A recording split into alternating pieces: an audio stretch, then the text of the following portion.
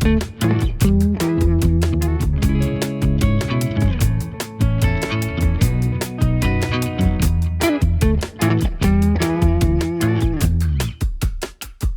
you know that light can have a huge impact on our body and health? Not only does it influence when and how well we sleep, but it can also affect our mood, alertness, and even our behavior. Welcome to Light O'Clock. In this podcast, we unpack the science behind body clocks and how light influences our daily biological rhythms. In each episode, we chat to experts in the field and have them break down the scientific topics so you can be enlightened. In the last episode, we talked about how a little subset of cells in the retina, called iPRGCs, enables us to tell time of day. We also talked about the non-visual effects of light, so basically the effects that light has on our physiology and behavior that are not related to making us see things, but rather to, for example, regulating our cognitive function, so alertness, our circadian rhythms, and also the release of certain hormones, for example, melatonin. So you might be wondering, but what is melatonin actually, and what does it have to do with light? Today on the podcast, we're asking the question, how does light, and specifically light at night, affect melatonin? And we're joined by Elise McGlashan. Elise is an academic fellow in the School of Psychological Science at the University of Melbourne, Australia, where she focuses on the role of circadian rhythms in the development of sleep and mental health disorders. In particular, she's interested in how light affects the brain and the body and how we can use this knowledge to really inform the treatment of sleep and mental health disorders. So, Elise, welcome to Light O'Clock, and thank you for dialing in from Australia. Thanks, Carrie. Thanks so much for having me. I'm really excited to be here. So in the podcast, we have talked about how receiving the right light at the right time is really important for our circadian systems. And we also talked a little bit about the effects of light at night on the circadian system. And I think it would be good to go a little bit more in depth in this topic. And so maybe we could start by asking, why is light at night particularly bad for our sleep? Or rather, how does light at night actually influence our sleep and our sleep timing? Yeah, it's a really good question. So I think there are probably three main ways that we can think about light at night impacting our sleep, which does feel like a lot of ways, but it is a pretty significant factor. So I think you've already spoken a little bit on the podcast about the impact of light on the timing of our clock. So if we get light at inappropriate times, it might shift the timing of our clock, and that can make it tricky to get to sleep at the time that we want to. But there are also direct effects of light, which might impact on our ability to get to sleep. So one of those is that light tends to be quite alerting. It's essentially a signal to our brain that it's daytime, we need to be up and about. Historically, we should be out hunter-gathering or finding resources, those kinds of things, building our communities. So it really puts our brain into this alert, awake state. And the other thing that light at night does is it interferes with the secretion of the hormone melatonin, which is really closely linked to sleep in humans and is important for maintaining good quality sleep across the night. So talking about this hormone melatonin, this is really where we want to go in depth today, because this came up in previous episodes of the podcast as well. And I think listeners also have heard this word, or like this hormone melatonin, a couple of times. So let's talk a little bit about what it is and maybe where it's produced. Yeah, absolutely. So as we've said, melatonin is a hormone that's produced by the body. It's actually produced in the pineal gland in the brain. And melatonin has a really strong, what we call circadian rhythm. So I think we've talked about the circadian clock and rhythms a little bit before. They're 24-hour rhythms, so rhythms that occur on a regular basis across a 24-hour cycle. So as I said, melatonin does have a really strong circadian rhythm, and it's probably one of the most commonly studied things and one of the most commonly known about circadian rhythms in, I guess, by most people in society. What melatonin does for our body is essentially act as a signal for darkness for the brain and body. So often people will think about it as a sleep-related hormone because, sometimes we might take melatonin supplements to help with our sleep. And in general, melatonin is produced in the evening or across the night. We'll talk about that in a little bit as well. But really what it is a signal for the brain and body that it is nighttime and that it is dark out. I make that distinction there because melatonin is actually produced by other animals as well, not just humans. So if we take the example of rodents, many of whom are nocturnal, so meaning they're active in the nighttime, they actually also produce melatonin at night, just like humans do. But for rodents, melatonin is actually associated with really high levels of activity and being awake. So even though for humans it tends to be associated with sleep, that's really just because darkness or nighttime for humans means sleep, whereas darkness or nighttime for rodents can mean it's time to actually be awake and be out and running about. We start to produce melatonin just before we go to bed, right? Or like when do humans start to produce this hormone? Yeah, great question. We probably want to focus a little bit more on humans than rats. They're a little bit more interesting for most people. But that's exactly right. So if we're talking about people who have somewhat regular schedules, so they tend to go to bed at about the same time and wake up at about the same time, get a typical number of hours of sleep. Generally, we see that melatonin starts being produced around 2 to 3 hours before you would normally go to bed, tends to peak around the middle of the night or around the middle of your sleep period, and then tapers off to be at very low or sort of not measurable levels by the time you're waking up. So it's really strongly linked to the sleep-wake cycle in terms of the timing of production. When researchers measure melatonin, like where do they measure this? Because you said it's produced in the pineal gland, right? But this is like a little structure in the brain, so clearly we can't get there. So how do we actually measure melatonin concentration? Yeah, absolutely. We do not go directly to the source when we're measuring melatonin for research. So typically what we do is we take blood or saliva samples and we take them regularly over a several hour period. So as I mentioned, normally it would be produced around 2 to 3 hours before you go to bed, but it can be a bit different person to person, and particularly if we're talking about someone who maybe has trouble with sleep or their circadian rhythms might be disrupted for any number of reasons, we want to make sure that we're measuring across a wide enough period to make sure that we find that point at which melatonin is produced for that individual.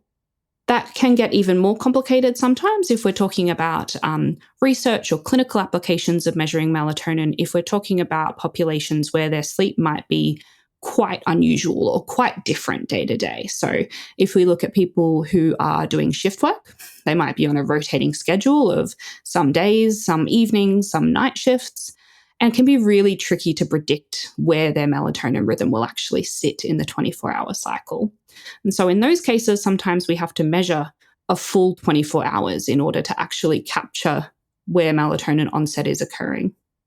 Going back to the pineal gland, this little structure in the brain that we were mentioning, I wonder if we could focus a little bit on how light actually gets there, right? So how does light influence melatonin production in a more biological sense? So what's the mechanism there? Previously in the previous episodes, we mentioned these specialized cells in the retina, which are called iPRGCs. And they really have a variety of functions on the circadian system. And one of them is really regulating melatonin production, right? So how are iPRGCs related to melatonin? Like, how do we get from iPRGCs, well, I guess from light to iPRGCs to melatonin?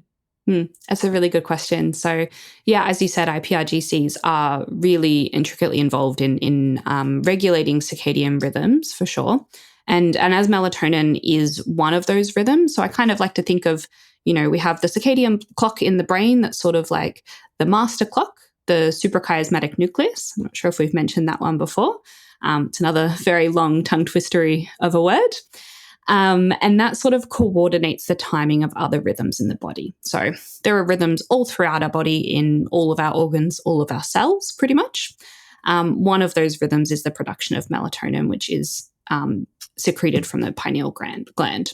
And so what happens is the iPRGCs project from the eye to the SCN, or the suprachiasmatic nucleus, which is the master clock.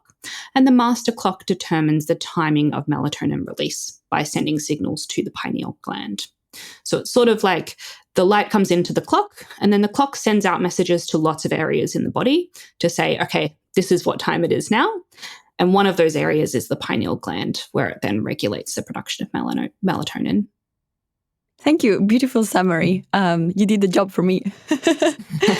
Going back to the first question that I asked you, if we're exposed to light at night, How does that influence melatonin production? So would we see like a difference in the onset, in the concentration? How does light actually affect the concentration of melatonin?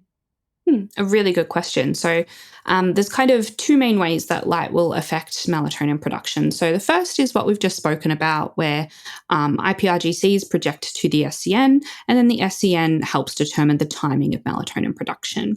So, when we're exposed to light at night, particularly if it's on a regular basis, what happens is on subsequent days, our clock adjusts its timing, because what we're really saying to our body when we expose ourselves to light at night is basically, you're wrong. It's not nighttime. It's actually still daytime. The sun is still up and we need to fix this. And so the next day or the next couple of days, your clock might shift a bit later. And that might mean you feel tired later and your melatonin production will shift to a later time as well. So that's sort of the indirect pathway, I suppose, by influencing the timing of melatonin production. The second way is that there is a direct effect of light on melatonin production as well. So, as we were saying earlier, melatonin is sort of like your body's internal signal for darkness, tells your brain and body that it's dark, it's nighttime, and it's time to get ready for sleep, in humans at least. So when our brain receives conflicting messages from the eye of actually, no, there is still light around, it's still daytime, what happens is the production of melatonin is actually reduced, and we call that melatonin suppression. So the production is suppressed. And you'll see lower levels when you try and measure melatonin under bright light conditions. Do you know if this is the case for different types of light? So, I think we often hear about emissive displays. So, for example, a computer screen or, your smartphone screen being particularly bad for you before you go to sleep. Because I guess also this influences the melatonin production, right? Is this also the case for other types of light? So, for example, if I'm not really looking at a smartphone, but rather I just have like lights on in my room, would that also affect melatonin? Absolutely. Really good question. So there's a couple of main things that we think about in terms of the quality or the nature of the light when it comes to melatonin suppression. So the first is basically the brightness of the light. So is it a very bright light? Is it a very dim light? Brighter light will typically produce a greater response in melatonin suppression. The second main thing is the spectral quality of the light. So I think we've spoken a little bit about the spectral qualities of light before, and we know that those IPRGCs tend to respond more to light which has blue in them. And because those same cells are involved in producing melatonin suppression, light which has more blue in it will also produce a greater level of melatonin suppression. So the brighter it is and the bluer it is, the greater response you'll see. So in terms of the actual source of that light, whether it's a screen or your overhead lights or, I'm not sure, headlights on a car or a billboard outside, I don't know. Your body is not actually very good at distinguishing what the source of light is. All it knows is the quality and the brightness, really. It knows some other things about the light as well, but for argument's sake, we'll say they're the most important things that it's thinking about. It's not necessarily that your brain, distinguishes between, well, that's natural sunlight and that's a really, really bright screen. All that matters is how much those cells are stimulated when it comes down to it. So, sometimes we worry a lot about our phone screens or our laptop screens and using those at night. But I think people do forget to think about what's going on in their actual home environment as well. You could avoid phones for 5 hours before bed, but if you have all of your overhead lights on, that's actually still a really big signal to your brain that it's daytime and it's time to be awake. We've talked about how our interactions with light are really complex and how we have to think about different sources of light in our environment. So there's sort of a complexity from that side, from like the diversity in light sources. But there's also a complexity, or let's say another aspect that we have to consider, which is that people react differently to light. So some people will be more sensitive and some people are maybe less sensitive. For example, I am someone who's super sensitive. So for example, I could never really fall asleep while looking at a screen. But there's people who are very easy with that. So they have no problems. Can we maybe talk a little bit about how we have individual differences in sort of how we respond to light and maybe also individual differences in melatonin itself? Yeah, absolutely. So, yeah, you're right. I mean, I think we all know anecdotally that light doesn't seem to affect us all in the same way. For some people, they can fall asleep watching the TV. And for others, they could have their phone on the dimmest possible setting, put it away 2 hours before bed, and they still might have trouble getting off to sleep. So we know anecdotally that is true, but we also have some evidence to support that fact. So when we look at, say, melatonin suppression, so looking at the degree to which melatonin is suppressed, which is a common thing that we measure in the lab to get an idea of how sensitive to light someone might be. So to give you a bit of a scale, I suppose, if we expose two people to the same level of light, and one person experiences 10% suppression, meaning they still have 90% of their original melatonin levels left, and the other person experiences 90% suppression, meaning almost all of their melatonin has been suppressed, that's kind of how we would identify a very not sensitive person and a highly sensitive person.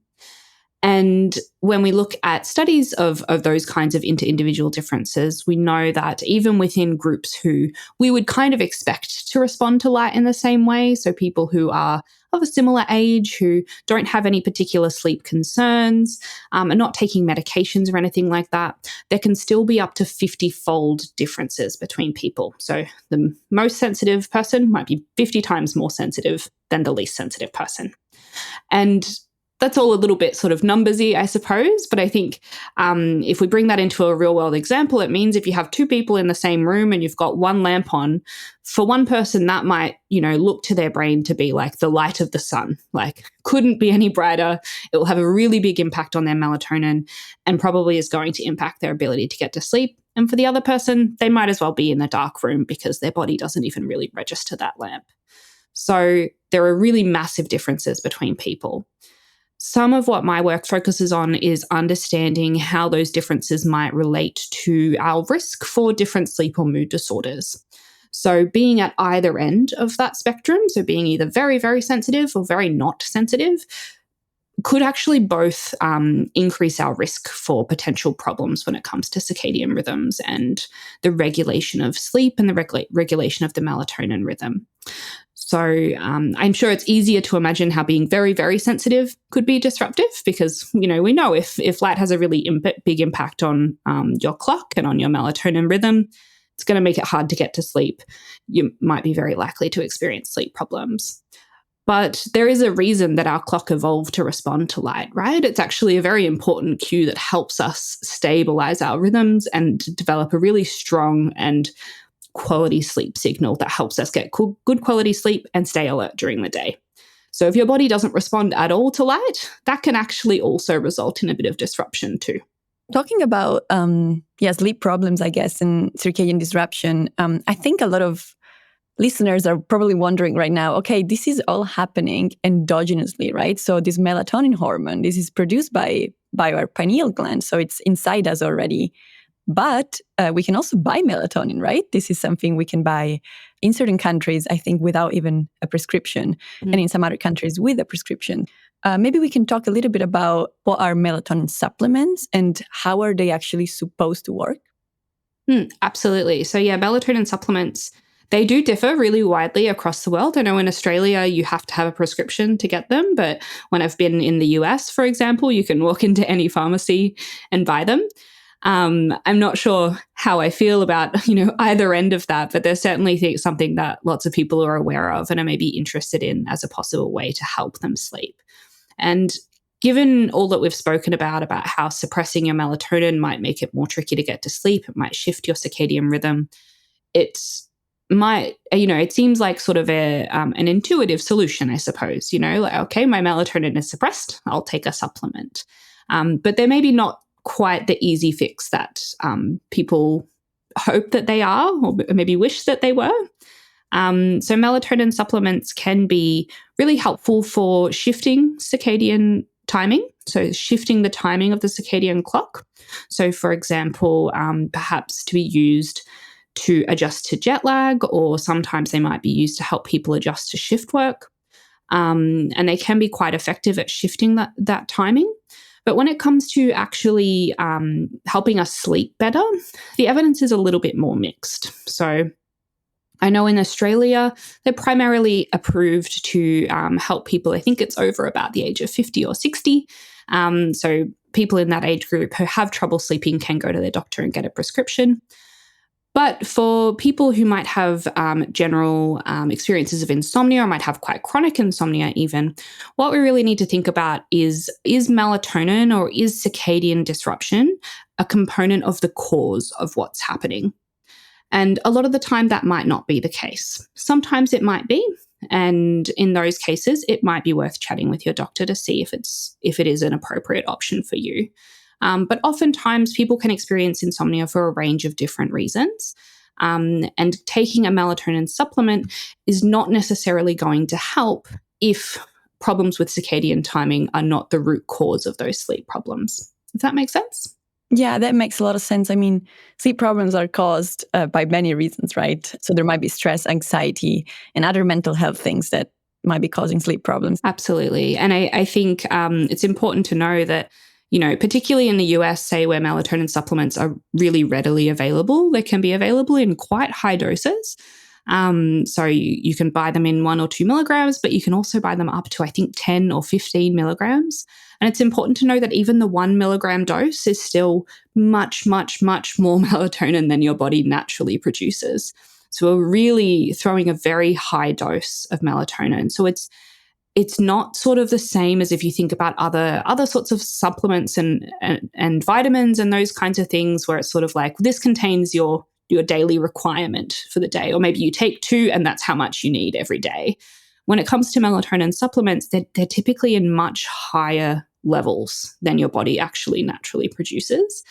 They don't tend to be associated with terrible side effects, thankfully, but we also know it's a very unregulated industry. So there was a very interesting study that came out recently. I'm not sure if you saw it, Caro, but they looked at actually what the true concentrations were of over-the-counter melatonin supplements, and they were variable, to say the least. So sometimes they contained much, much more than they said on the packet, and sometimes much less.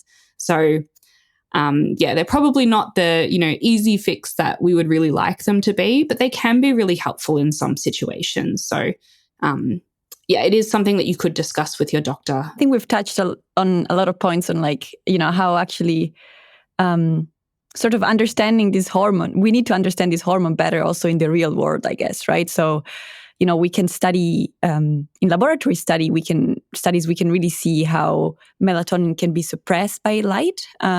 But as we were saying, the real world is much more complex than that. And I guess we have to really understand how that hormone really is affected by light of different sources coming at different times.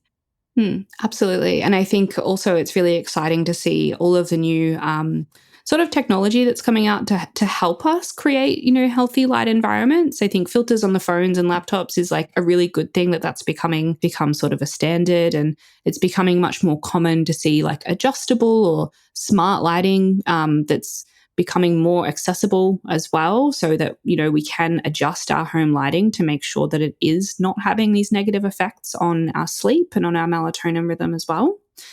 And I really look forward to seeing where that goes in the coming years.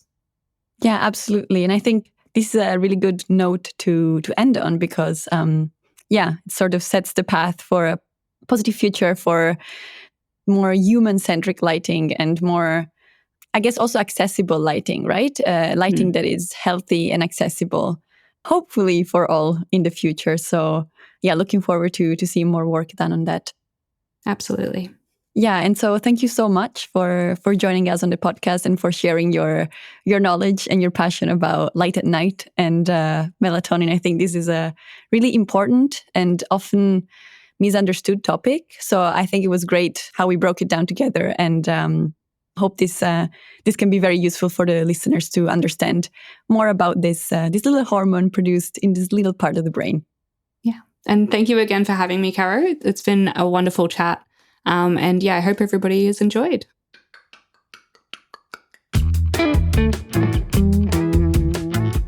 Many thanks to Elise for joining us for this episode of Light O'Clock. Today, we have learned that being exposed to light at night suppresses the production of the hormone called melatonin, which is usually produced by our brains before we sleep. We also learned that the level of light that suppresses melatonin actually differs between people, meaning that two people can sit in the same room before sleep, being exposed to the same light, but having different suppressions of melatonin. This means that people have different sensitivity to light, which of course makes making regulations for how much light people should receive in the evening very difficult, because it seems like there are huge individual differences.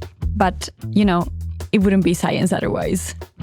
So thank you, listeners, for tuning in into this episode of Light O'Clock. We hope you found it enlightening just as we did. Of course, as always, you can check the show notes for relevant resources and further reading if you're interested in this topic.